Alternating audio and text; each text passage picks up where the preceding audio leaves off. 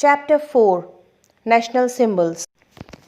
Have a look in the stepping stone section to take out an idea about what we are going to study in the chapter. So, we are going to study in the chapter regarding national flag, our national emblem, our national anthem, and several other symbols also we are going to study about. So, gear up में क्या दिया है? Let us see. Look at the pictures and complete the following sentences. So the first picture is of tricolor. Our Tiranga is given here. And second picture is of lotus. Lotus is our national flower. And third picture is of mango. Then the sentences are given. Sentences देखिए. We call our national flag tricolor or Tiranga. Lotus is our national flower. And mango is our king of fruits. Now let's start the chapter. People belonging to a particular country are called its citizens. Those who live in India are called Indians. तो students, जो लोग किसी particular country को belong करते हैं वो वहाँ के सिटीजन्स कहलाते हैं, वो वहाँ के नागरिक कहलाते हैं. जैसे कि हम सब कहाँ रह रहे हैं? We all are living in India, so we all are Indians. तो हम सब कौन हैं? इंडियंस हैं, हम भारतीय हैं. बिकॉज हम कौन सी कंट्री पे रहते हैं? हम इंडिया में रहते हैं, हम इंडिया के सिटीजन हैं, सो हम इंडियंस हैं. That's why we all are called as Indians. The national flag, the national emblem and the national anthem are the main symbols of a country. किसी भी कंट्री के मेन सिंबल्स क्या क्या होते हैं? उस कंट्री का नेशनल फ्लैग, उस कंट्री का नेशनल एम्बलम, उस कंट्री का नेशनल एंथम. ये तीन चीज़ें किसी भी कंट्री की इम्पोर्टेंट सिंबल्स होती हैं, मेन सिंबल्स होती हैं. Along with these we also have a national animal, a national bird, a national flower and a national song. इनके अलावा हमारी कंट्री में भी नेशनल एनिमल है, एक नेशनल बर्ड है, नेशनल फ्लावर है और नेशनल सॉन्ग है. इट मीन्स दैट हमने किसी स्पेसिफिक सॉन्ग को, किसी स्पेसिफिक फ्लावर को, किसी स्पेसिफिक बर्ड को, किसी स्पेसिफिक एनिमल को हमने अपना national animal, bird, flower announce किया हुआ है. और हम सब कुछ के बारे में यहाँ पर पढ़ने जा रहे हैं. उन सारे नेशनल सिम्बल्स के बारे में हम इस चैप्टर पे स्टडी करेंगे. The Indian flag symbolises freedom and unity. हमारे भारत देश का जो फ्लैग है, इंडियन फ्लैग है, वो क्या सिंबलाइज करता है? किसका प्रतीक है वो? फ्रीडम का और यूनिटी का. फ्रीडम मीन्स स्वतंत्रता और यूनिटी मीन्स एकता. तो हमारा जो फ्लैग है, Indian national flag which is try colour, तिरंगा, तो तिरंगा क्या सिंबलाइज करता है? किसका प्रतीक है वो? फ्रीडम का प्रतीक है और यूनिटी का प्रतीक है. फ्रीडम मीन्स स्वतंत्रता और unity means Ekta. It is also called तिरंगा, उसे हम तिरंगा भी बोलते हैं. It is rectangular in shape. हमारा जो ट्राई कलर है, हमारा जो तिरंगा है, वो रेक्टेंगुलर शेप का होता है. एंड हैज़ 3 कलर्स, और उसमें 3 कलर्स हैं. Saffron which is also called Kesariya at the top symbolises courage and sacrifice. तो जो कलर, सेफ्रॉन कलर जो हमारे फ्लैग का है, जो टॉप पे है, जो केसरिया कलर भी कहलाता है, जिसे हम केसरिया रंग भी बोलते हैं, वो टॉप पे है. और वो क्या सिंबलाइज करता है? करेज और सेक्रीफाइस को सिंबलाइज करता है. करेज मीन्स साहस, सेक्रीफाइस मीन्स त्याग. तो हमारा जो केसरिया रंग है हमारे ध्वज का, हमारे राष्ट्रीय ध्वज का, हमारे नेशनल फ्लैग का, वो क्या सिंबलाइज करता है? करेज को और सेक्रीफाइस को सिंबलाइज करता है. वीरता और त्याग का प्रतीक है ये. White in the middle symbolises truth and peace. जो बीच की मिडिल में जो कलर है, that is white. Middle strip किसको सिंबलाइज करती है? It symbolises truth and peace. किसका प्रतीक है हमारा वाइट कलर? सच्चाई का प्रतीक है और शांति का प्रतीक है. ट्रुथ मीन्स सच्चाई, पीस मीन्स शांति. And dark green at the bottom symbolises prosperity. और बॉटम पे कौन सा कलर है हमारे नेशनल फ्लैग में? Dark green. वो क्या सिंबलाइज करता है? वो सिंबलाइज करता है प्रॉस्पेरिटी। किसका प्रतीक है वो? संपन्नता का प्रतीक है, प्रॉस्पेरिटी का प्रतीक है। तो हमारे नेशनल फ्लैग का जो ग्रीन कलर है वो ये शो करता है कि हमारी कंट्री इंडिया कितनी प्रॉस्पेरस है। It's a prosperous country. हमारे कंट्री में बहुत सारा ग्रेन्स होते हैं, बहुत से सीरियल्स होते हैं, मिल्क बहुत होता है, बहुत हनी होता है, बहुत सारा प्रॉस्पेरिटी है हमारी कंट्री में। इट्स अ संपन्न country, it's a prosperous country. In the centre of the flag, flag के सेंटर में there is a navy blue chakra. एक नेवी ब्लू कलर का चक्र भी है। दिस चक्र has 24 spokes that stand for growth and progress. तो इस चक्र में 24 स्पोक्स प्रेजेंट हैं। वो क्या सिंबलाइज करती हैं वो spokes? This spokes stands for the growth and progress. हमारी कंट्री की ग्रोथ और प्रोग्रेस को सिंबलाइज करती हैं। National emblem. Ashoka was a great king of the Maurya dynasty. During his rule, he built the Ashoka pillar at Sarnath, which is a stone pillar with 4 lions facing the 4 directions on top of it. हमारी country India में एक बहुत great king थे, उनका नाम था Ashoka.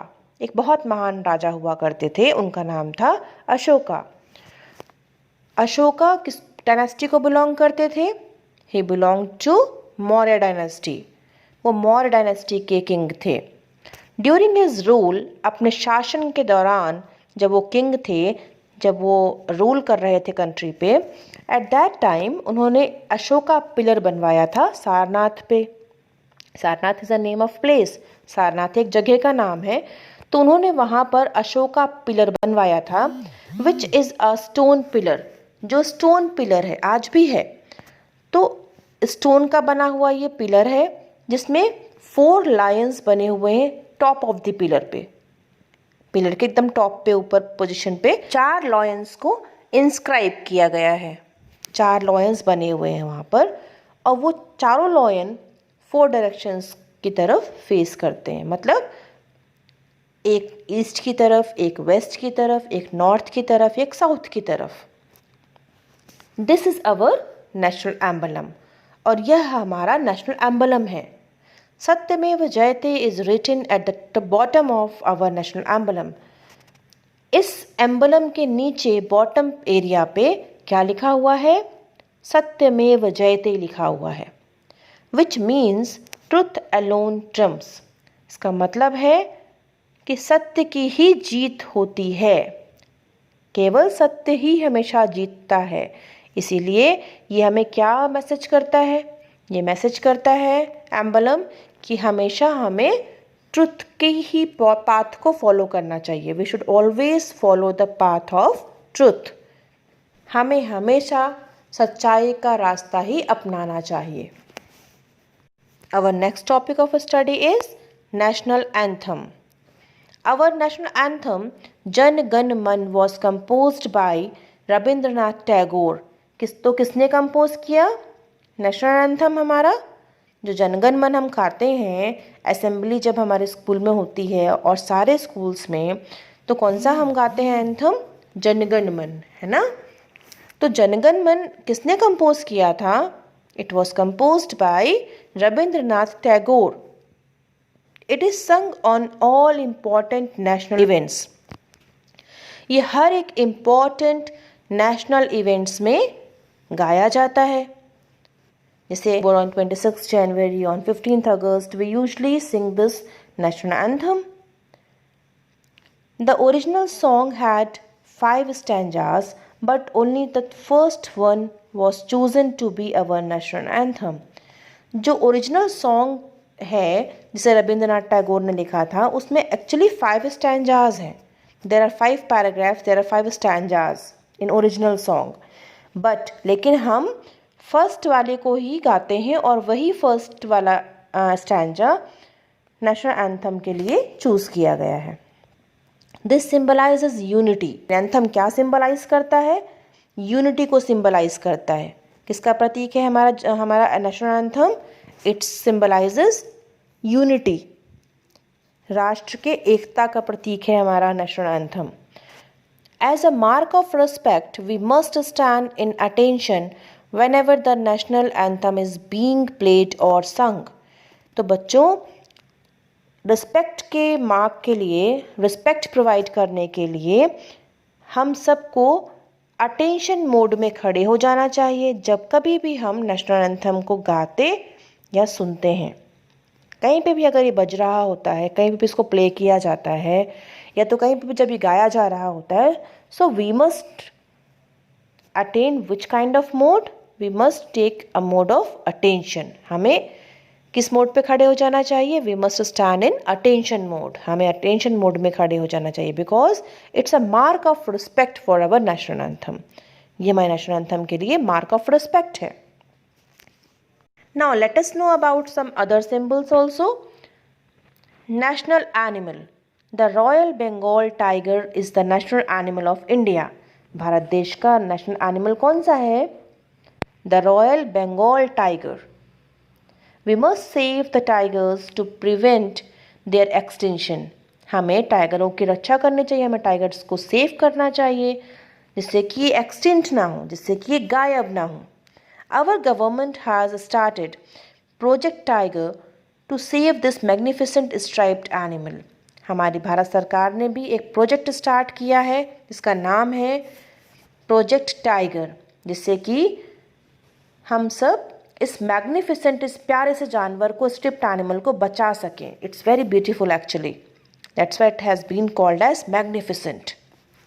Striped animal है, इसमें धारियाँ होती हैं इसके बॉडी में, that's why it is called as striped animal and it looks very magnificent. National heritage animal, elephant was declared as our national heritage animal in October 2010. This will help protect this unique species from getting extinct. Indian government ने elephant को हमारा national heritage animal घोषित किया था, declare किया था अक्टूबर 2010 पे। Government of country ने ऐसा इसलिए किया जिससे कि हम इस यूनिक एनिमल को, इस यूनिक स्पीशीज़ को एक्सटिंक्ट होने से बचा सकें, गायब होने से बचा सकें। What is the meaning of extinct? Extinction मतलब गायब हो जाना। एक्चुअली इतनी हंटिंग होती है बेटा एनिमल्स की, इतना काफ़ी सारी स्पीशीज़ हमारे कंट्री में और दूसरे लैंड्स में भी, दूसरे आउटर कंट्रीज़ में भी, वर्ल्ड में बहुत सारे स्पीशीज़, फ्लोरा और फना की, एनिमल्स और प्लांट्स की धीमे धीमे करके एक्सटिंक्ट हो रही हैं, गायब हो रही हैं। और काफ़ी सारे स्पीशीज़ जो अभी हैं वो इंडेंजर्ड हैं, उनमें खतरा है, वो धीमे से वो भी गायब हो जाएंगे धरती से। इसीलिए सारी कंट्री की गवर्नमेंट एफर्ट डालती है और इन स्पीशीज़ को सेव करने के लिए काफ़ी सारे प्रोग्राम्स एंड प्रोजेक्ट्स को लॉन्च करती है। So our country's government also has declared elephant as our national heritage animal when in October 2010, so that we can able to take several steps to save it from being extinct. Our next topic is of national bird. Peacock is our national bird. It is a symbol of beauty and pride. हमारे भारत देश की राष्ट्रीय पक्षी कौन सी है? Peacock, मोर। और ये किसका सिंबल है? मोर, peacock. Our national bird peacock is a symbol of beauty and pride. ये बहुत सुंदर है, ब्यूटी का प्रतीक है और प्राइड यानी गर्व का प्रतीक है। This bird is also protected by the government. इस बर्ड को भी प्रोटेक्शन प्रोवाइड की गई है गवर्नमेंट की साइड से। Peacock help our farmers by eating insects and snacks. Peacock हमारे फार्मर्स की हेल्प करती है, किसानों की हेल्प करती है। किस चीज़ में? इंसेक्ट्स और स्नेक्स को खा जाती है पीकॉक। दैट्स वाई फार्मर्स को इनसे छुटकारा मिल जाता है, उनके फार्म में अटैक नहीं कर पाते बिकॉज मैक्सिमम इंसेक्ट कौन खा जाता है? पीकॉक खा जाते हैं। Our next topic is national flower. So lotus is our national flower. हम सभी जानते हैं कि लोटस हमारा नेशनल फ्लावर है। It is found in different colours like pink and white. काफ़ी सारे कलर्स में लोटस पाया जाता है, जैसे कि पिंक लोटस होते हैं, वाइट लोटस होते हैं। It grows in marshy areas. कहाँ पर उगता है लोटस? मार्शी एरियाज में, दलदली इलाकों में उगता है। A lotus plant has broad leaves and is a symbol of purity and dignity. तो लोटस प्लांट की जो पत्तियां होती हैं वो ब्रॉड होती हैं, चौड़ी होती हैं, और लोटस किसका सिंबल होता है? It is a symbol of purity, स्वच्छता का सिंबल होता है, और डिग्निटी, आभा का सिंबल होता है। National song, our national song Vande Mataram was written by Bankim Chandra Chatterjee. किसने लिखा था वंदे मातरम सॉन्ग, जो कि हमारा नेशनल सॉन्ग है? It was written by Bankim Chandra Chatterjee. This song has been written using both Bengali and Sanskrit languages. इस सॉन्ग में दो तरह की लैंग्वेजेस यूज़ की गई हैं, Bengali as well as Sanskrit. It played a key role in the स्वदेशी मूवमेंट ऑफ 1905। इस सॉन्ग ने एक बहुत इम्पॉर्टेंट रोल प्ले किया था जब कंट्री में स्वदेशी मूवमेंट चल रहा था 1905 पे। National aquatic animal, Gangetic dolphin was declared as the national aquatic animal on 18 मई 2010। जो गैंगेटिक डॉल्फिन है ये हमारी नेशनल एक्वेटिक एनिमल है। इसको डिक्लेयर किया था नेशनल एक्वेटिक एनिमल कब? 18 मई 2010 में। It is a symbol of purity of Ganga river as it survives in fresh water. ये गंगा रिवर की प्योरिटी यानी स्वच्छता का प्रतीक है, क्योंकि ये डॉल्फिन्स, गैंगेटिक डॉल्फिन सिर्फ फ्रेश वाटर में ही सर्वाइव करती हैं। इट इज़ फाउंड इन गंगा, मेघना, ब्रह्मपुत्र एंड कर्णफुली रिवर्स। कौन कौन सी नदियों में पाई जाती है? गंगा में, मेघना में, ब्रह्मपुत्र में, कर्णफुली में, इन नदियों में ये पाई जाती है। Distributed in Nepal, Bhutan and Bangladesh besides India. ये नदियाँ भारत देश के अलावा और कहाँ कहाँ बहती हैं? नेपाल में, भूटान में और बांग्लादेश में। So students, this was your chapter. Hopefully you all have liked it.